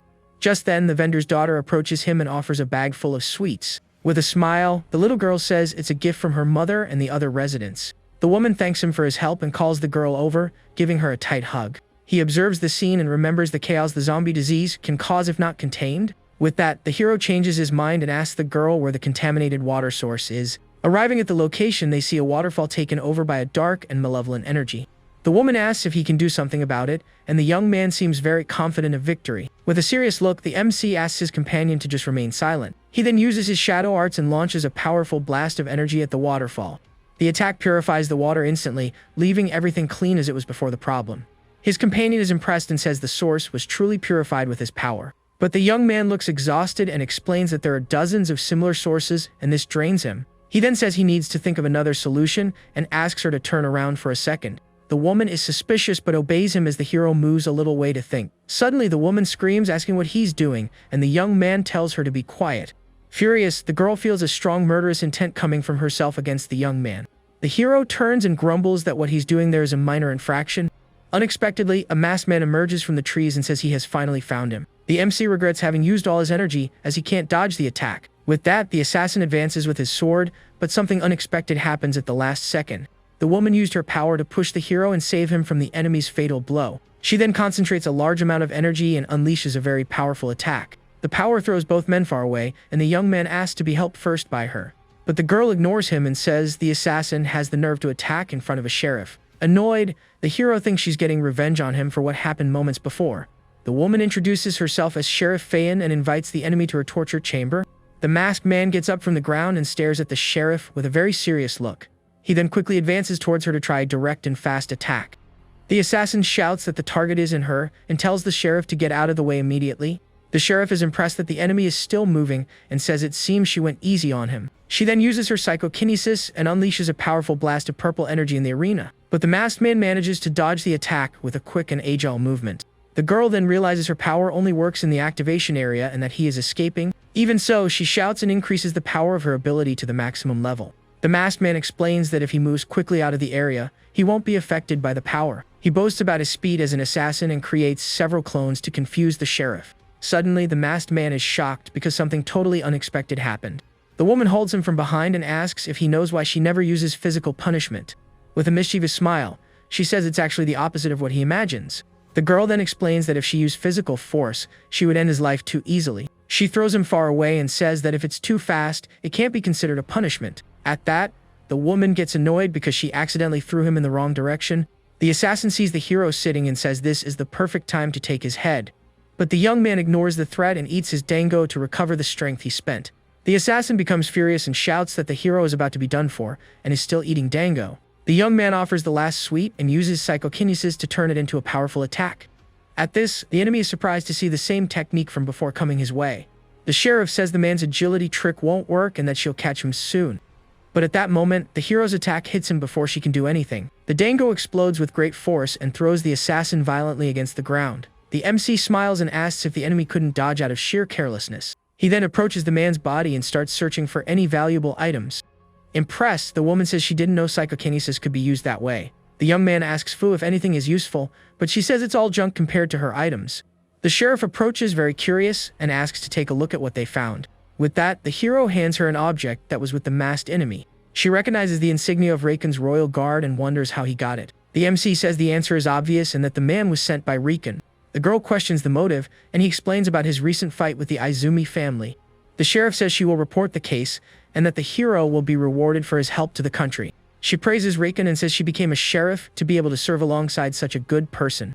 But the young man scoffs at her words and says the girl doesn't know the real Reiken. He changes the subject and says he can't handle the contamination alone. The MC then warns that if they don't do this, Reiken will cause a massacre in the area. The woman is confused by his words and asks who would do such a thing there. The young man leaves, saying she'll find out soon, and the girl asks him to explain. The scene cuts to the Imperial Palace with several guards at the entrance. The hero comments that Reiken is spoiled, and that he'll have to straighten him out himself. Fu warns him that the palace has strong fighters and a barrier that seals magical power. He says it will be fine, because his life depends on the little fairy accompanying him. The fairy gets all happy with the compliment and says he should respect her power more. At that moment, the MC hands a box to the little Fu and asks her to hold it. He thinks about how cute the fairy is, and that she would cry for a long time if she tripped. The little creature is confused, holding the box without understanding what's happening. The young man then counts to 3 and tells little Fu to go ahead with the plan. With that, he throws her high into the air, and the fairy flies, screaming desperately. The palace guards see something flying and give the alert to remove the threat. As they run, the hero smiles because this is his chance to invade the place. The fairy lands on the ground, and a guard asks what happened to the young lady. Crying, she says she ran away from a man who tried to kidnap her on the way. The soldier asks where the man went, and the fairy points in the opposite direction. With that, the guard orders his men to go immediately and capture the criminal. She thanks the Konkos for their help, but one of the soldiers stops her from leaving. The man says he will escort her home since a kidnapper is nearby. The little fairy becomes visibly nervous at the guard's unexpected proposal. Meanwhile, the hero is eating with Rikun and praises the chicken for being so delicious. Suddenly, Rikun realizes he can't move and is shocked by the situation. The young man calms him down and says that if he focuses his thoughts, he'll be able to communicate. Completely paralyzed, Rikun uses his mind to ask who that man is. The young man says his identity doesn't matter, but that a zombie plague is about to spread. Furthermore, he warns that the king's son will cause a massacre, and he came to alert him. The king gets irritated and finds this disease story completely ridiculous and nonsensical. He then defends his son, saying the young man loves the people and would never do such a thing. The hero confronts him and recalls that when Arceus was born, he was destined to lead the North. Surprised, the monarch admits he knows this and has hidden this secret for many years. He intended to tell his son everything when he thought the right time had come. But the MC scoffs and says the king didn't imagine these would be his last words. The young man asks what he would gain by lying and says the king can verify if it's true. Not understanding his intentions, the king decides to call mine to clarify the situation. The hero hears the thought and asks if the old man secretly summoned someone to the location.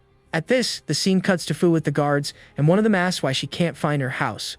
The little fairy says she's hungry and therefore can't think straight, asking for food. The soldier becomes suspicious of her story and decides he will take her back to the palace. A guard questions if they'll have problems, but the captain says no suspicious person enters the castle. The captain extends his hand to little Fu and tells the young lady to come with them. But the fairy unleashes a divine punishment and a golden light hits the soldier dead on. She says she's played enough and flees while the fallen guard calls her suspicious. Far away, a hooded man is notified of the emergency and that he needs to go to the king. He then uses his powers to observe everything and says nothing in the castle escapes his sight. With his ability, the mage can see the hero and the king talking in the throne room. The MC accuses the old man of mocking his name by summoning someone to attack them. But the monarch explains that Mind is a level 8 monk and knows everything that happens in the castle. The king threatens him, saying it was wise not to touch him, or a spell would have turned him to dust. Mockingly, the young man says he didn't touch him because the monarch is too dirty to be touched. The king warns that with Main's barrier, no magic or other barrier will work there. With a smile, the hero asks if the old man is saying he has nowhere to run. The king says he won't hurt him, but on the condition that he tells him everything about Aura Castle. But the young man challenges him with a confident look and tells the monarch to try his luck with him. Suddenly, a dark energy portal appears, and the hero prepares to flee the location. Mine arrives in the room, but is shocked to see that the intruder has simply disappeared. With that, the king asks the mage how many people on the continent have more power than him. He replies that there are a few dozen, but his barrier can stop them for a while. Then the mage questions how the young man escaped and who would be capable of such a feat. The scene cuts to the king fishing and thinking about how a tragic fate was changed. Suddenly, the monarch is surprised as a mysterious voice catches his attention. A small turtle warns him not to deny the strange things that appear. She tells him to believe because it is the will of a god, and the man can't believe what he's seeing.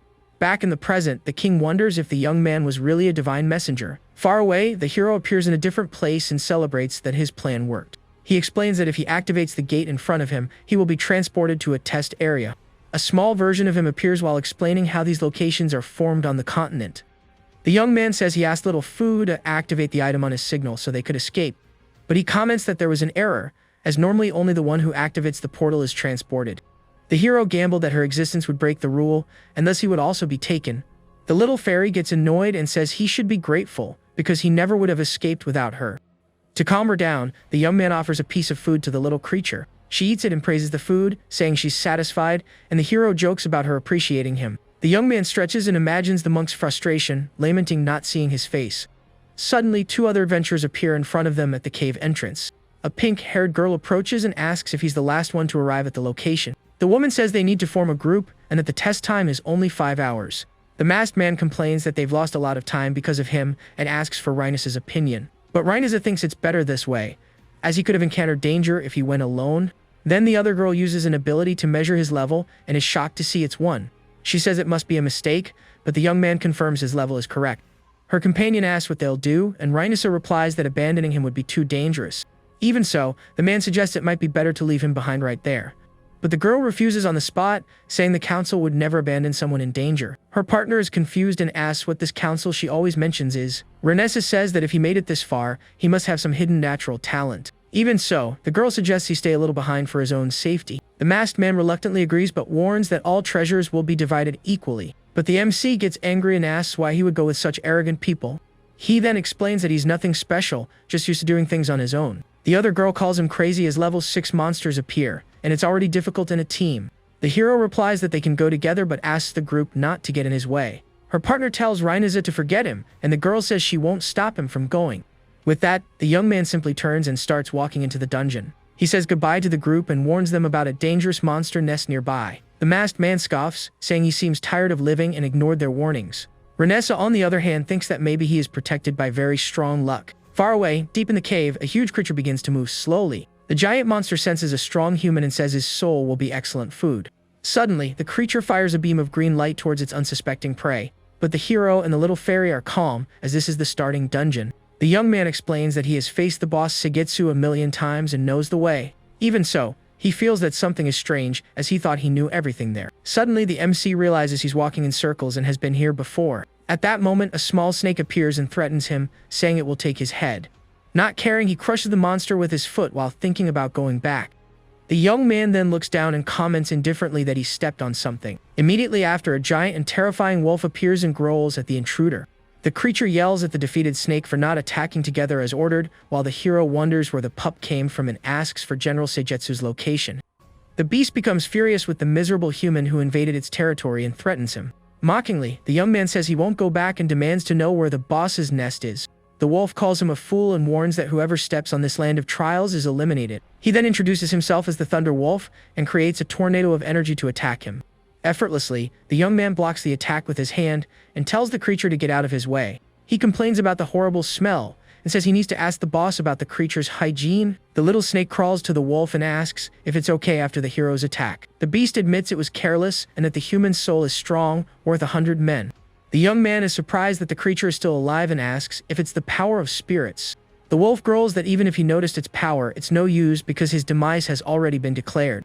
Then other monsters appear, and the pack leader orders them all to attack together. With that, the creatures advance in a horde towards the MC, who faces them. He smiles and says it's perfect because this way he can take care of all of them at once. The young man then uses an item that releases an intense glow, hitting all the enemies. Far away, a creature warns its boss that a monster has appeared in their area. The general asks if it's a beast or a demon, but the servant says it's a human. Surprised, the dungeon boss questions how the intruder can be just a human. Meanwhile, the hero stands among the defeated monsters, surrounded by a light.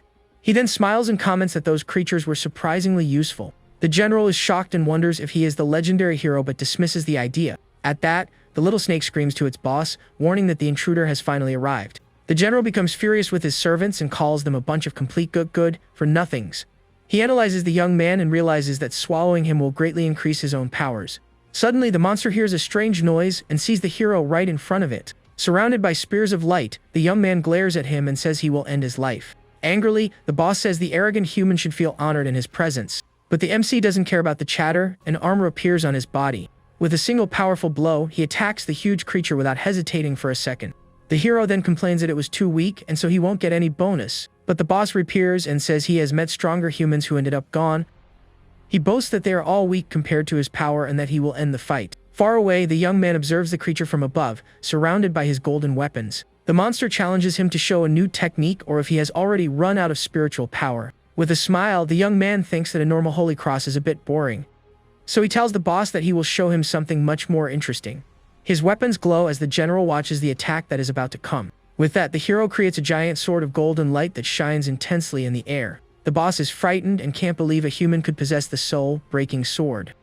The young man says that fortunately, he doesn't have to worry about the destruction he will cause there.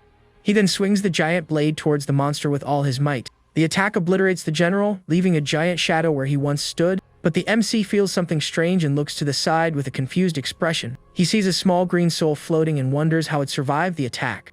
The young man gets annoyed and questions if a single blow wasn't enough to end it all. Suddenly, the green soul asks the hero to wait and not to attack it again. Soon, the soul transforms into a beautiful woman who thanks him for finally being freed. The green-haired girl floats in front of him with a seductive smile on her face. He calls her a strange woman, and the newcomer introduces herself as Rikusuda of the dragon tribe. She points to a giant skeleton and explains that it was her body, possessed by a spirit. The young man makes a funny face and realizes he's talking to a ghost. Rikusuda gets closer and warns that the continent is in danger and needs his power. The hero tells her to let go of his hand or he'll use the sword again, but Rikusuda begs him to listen. With a serious look, the woman begins to tell her story from ancient times. She explains that her tribe of dragons has always been the guardian of this continent. The green-haired woman says they could not let evil invade their peaceful land. She then shows that she led many companions to fight against a malevolent army. But as he saw before, they were defeated, and the only thing she could do was seal herself. The MC loses his patience and tells her to get to the point with her explanation. Rikusuda says they use the place to crush hope and asks why he came. The young man replies seriously that he is there only for an important mission. The girl shows that the targets are the best heroes of the continent. Lured to this place, she reveals that no one suspects because the spirits lure everyone to the location, and with that, Rikusuda says their goal is simply to eliminate all the heroes. The woman explains that normally only 1 or 2 people pass the tests of the place, but over thousands of years, this number is turned into thousands of deaths. The hero then understands that their targets are people with great potential. She confirms and says he is the only one capable of stopping them, and he asks if there are others there. With a smug expression, the young man asks if the genius category includes him as well. The girl looks awkward and says his skill is undeniable, but their target is someone else. She then shows the hero an image of other people fighting inside the cave. In the image, we see Renessa and her group facing a huge green creature. The young man looks at the scene and asks if that girl is the super genius she mentioned. Rikusuda confirms and asks him to help, but the young man refuses and says he's leaving. Surprised by the answer, the woman questions him as he simply turns and walks away. He replies that even an ancient dragon had a bad time, so he's not getting involved in this. The ghost explains that the strongest evil spirits left long ago, but the young man questions if she can guarantee that the ancient monsters won't act in the shadows. She admits she can't be sure, and he says that changes nothing then. At that, the little fairy appears and remembers that the dragon race has many hidden treasures. The young man scoffs and says she's a ghost and asks what treasure she could give him. Suddenly, the woman gets an idea and shouts with a determined expression on her face. The hero and the fairy exchange a mischievous look as their plan worked. The woman says she has something to help and offers her essence to strengthen his heart. She explains that dragon hearts are what evil spirits fear most, which is why they waited. The ghost continues, saying that if the warrior gains a dragon's heart, everything will change. Impatient, the young man tells her to stop stalling, and the girl asks him to wait a moment. With that, her green essence floats towards the hero's body, who watches it. Meanwhile, Renessa complains that she can't even scratch the giant monster's defense. The creature effortlessly blocks her attack and throws her far away with a single blow. The other girl in the group is on the ground and complains that her magic is being interrupted. Seeing the situation, the partner with the staff runs to help his leader in the battle. The green monster smiles malevolently as the young man tries to hit it with his club. Renessa wonders if she should use her special ability or if there's still a way to retreat. The creature easily stops her ally's attack and glares at her with a threatening look. The monster then ignores him and turns to the fallen mage on the ground, telling him to stay behind. The pink-haired girl is terrified as the creature extends its hand to grab her, but suddenly, a golden glow appears from the sky, and someone shows up to save the day. Renessa appears and blocks the monster's hand with a golden barrier to protect her friend. The mage calls her Chief, and the leader tells her companions to go to the cave entrance. Seeing this, the green creature lets out a roar of fury in the direction of the group of heroes. The swordswoman says she can't stall any longer, as she only has one chance to finish the monster. Then the girl raises her hand to the sky and concentrates a large sphere of golden energy. Suddenly, her hair turns blonde and she summons her powerful Lionheart sword. The warrior advances with an intense glow towards the creature, which stares at her, surprised. With a serious look, she shouts the name of her strongest ability, the Judgment of Order. A pillar of light destroys the monster into pieces and raises a huge curtain of smoke. Her allies are shocked by so much power, and the mage praises her chief, finding it all incredible. The group's leader turns and says the job is done and that they can go now. But suddenly, the monster re-emerges behind her, much larger and more terrifying than before. The creature opens its giant mouth and simply swallows her attack, leaving the girl in a panic. Next, the monster smashes the ground where the swordswoman stood with a powerful blow.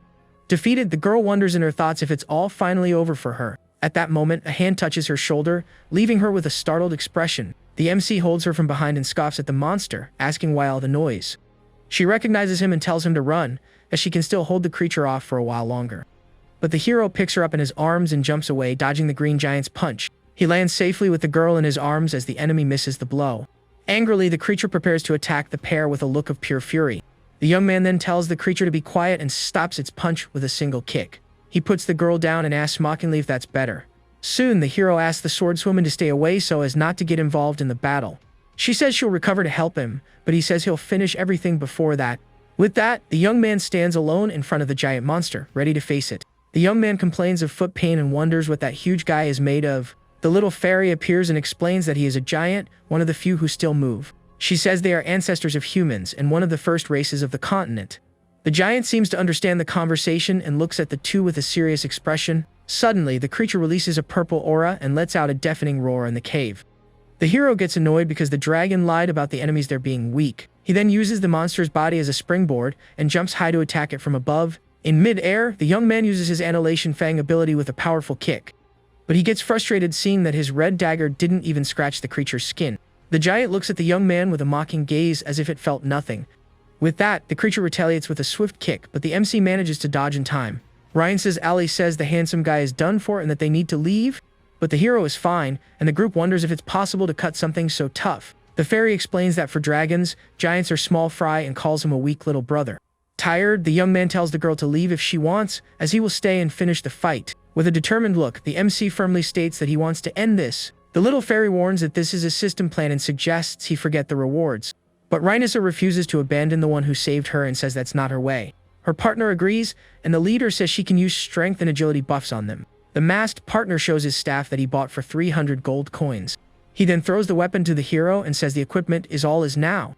The young man catches the club and comments that it's no big deal but might work. With that, he prepares to attack the monster and says it's worth a shot. Seeing the scene, Rhinessa's ally is in shock and asks what he's doing. The staff hits the giant's head but seems to cause no real damage. The young man says nothing ventured, nothing gained, and that the creature is slow despite being strong. He comes up with a plan and asks the girl to distract the creature so he can attack. Immediately after, the giant smashes the ground with a powerful punch, creating a crater. The hero takes the chance and shouts for Rhinessa to attack now that the enemy is distracted. The other two companions shout for them to finish it, as they need to win the fight. But suddenly, the mouth on the giant's belly opens, surprising the MC. A bizarre red tongue comes out and grabs the young man, completely by surprise. The thing pulls him into the creature's mouth while he's caught off guard. With a malevolent smile, the giant closes its mouth and swallows the hero in one go. Shocked, the mage laments the hero's fate, while the other cries for his 300 gold coins. Meanwhile, Rhinessa advances with her sword in hand, shouting for the giant to give back her ally. The swordswoman lands a powerful blow on the creature's back, but it seems to have no effect. With a furious expression, the girl tries to pry open the monster's mouth to get him out. Seeing the girl there, the giant raises its huge fist and prepares to crush her. Powerless to continue, the warrior stands helpless in front of the creature's bizarre mouth. At that moment, the enemy opens its maw once more, ready to devour her too. But suddenly, the monster stops and the hero asks how it feels with a dragon inside. Inside, the young man realizes the little fairy didn't lie about his power being poison to them. He observes the green energy sphere in his hand and confirms it's the deadliest type of all. Outside, the giant begins to writhe in pain, with thorns emerging from its belly. With a mocking smile, the young man says he will end the enemy's suffering for good. Next, a massive yellow energy slash passes through the giant's entire body. The young man appears in a stylish pose, ready to finalize his triumphant escape from the creature. He then smiles and apologizes, saying this was his only possible escape route. The hero calmly walks away as the giant falls to the ground, completely defeated. Rhinessa notices the cave is collapsing and shouts for everyone to run. Suddenly, the little fairy returns to her original form and says the giant has found peace. She explains that with this, the evil power spread throughout the region has been greatly reduced.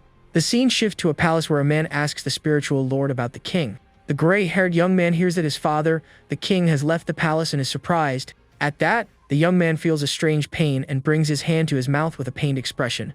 The servant asks what's wrong, and his master wonders about that sensation. Then the lord says it's nothing and that recent problems are just weighing on his mind. Mastermind comments that the intruder even tried to purify the water of Lightrise City. So the servant suggests talking to the guy, as he could be a great ally in the fight. But the young noble disagrees and says letting the young man loose will mess up his plans.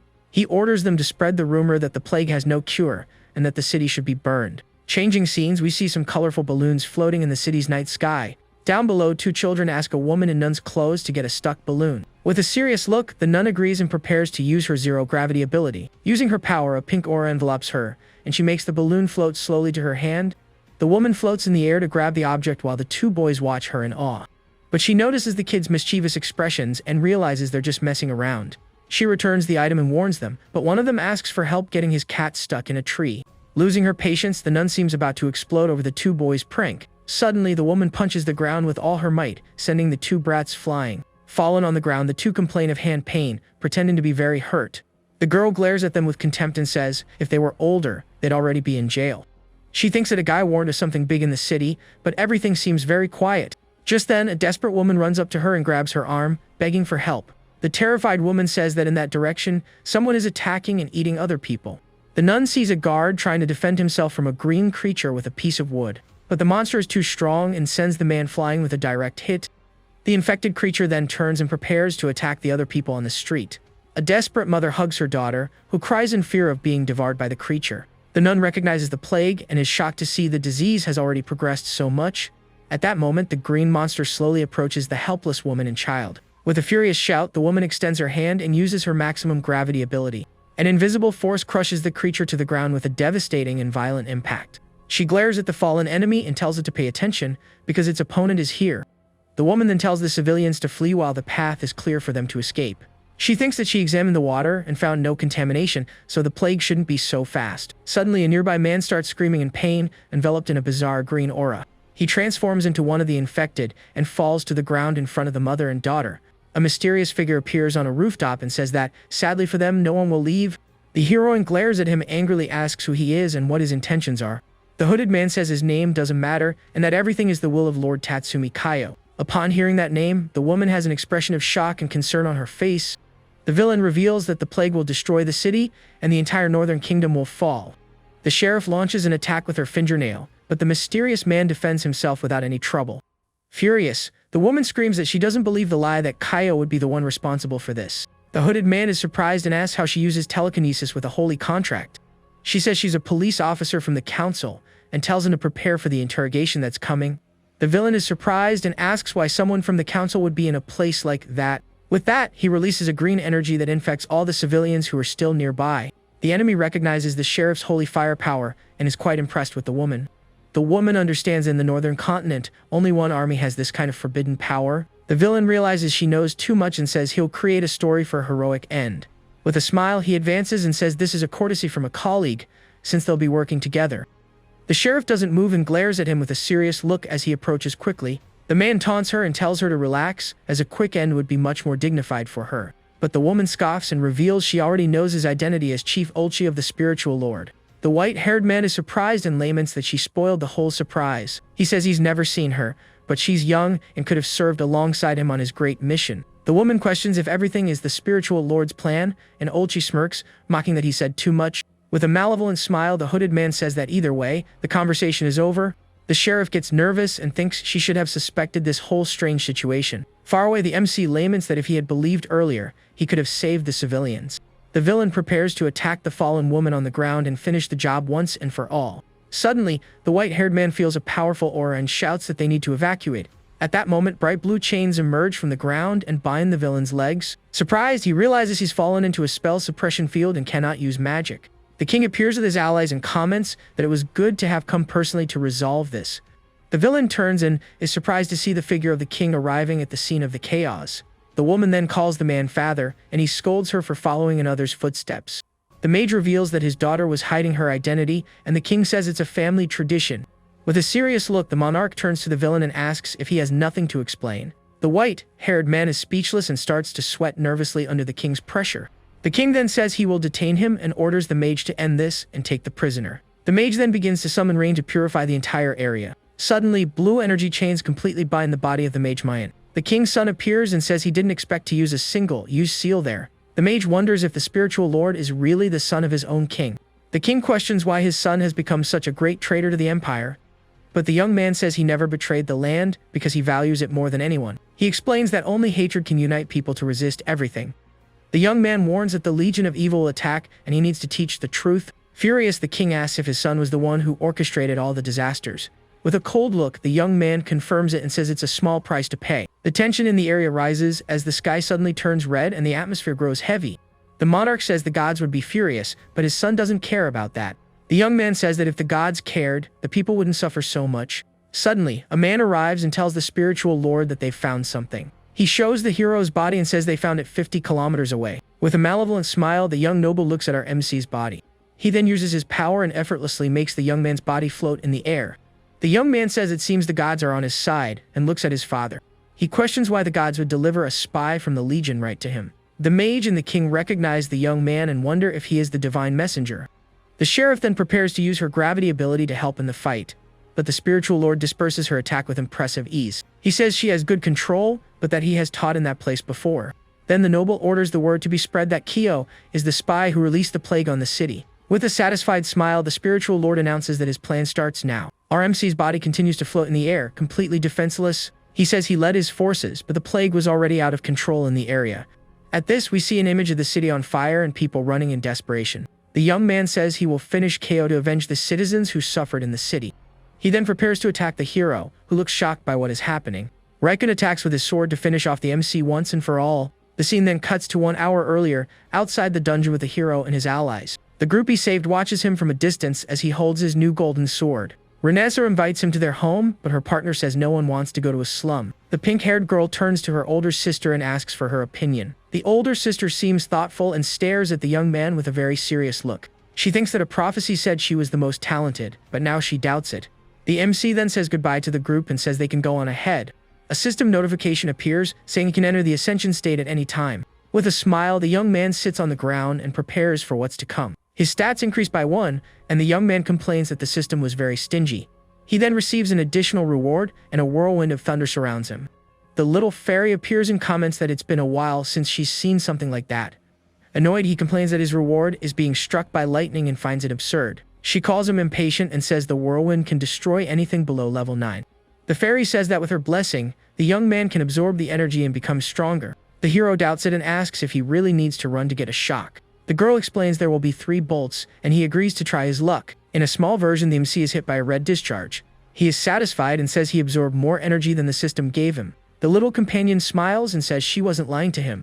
The young man says he can only take 1 bolt and that this wastes the other 2. With that, the MC prepares to do something very bold. He then decides to run straight into the eye of the lightning storm.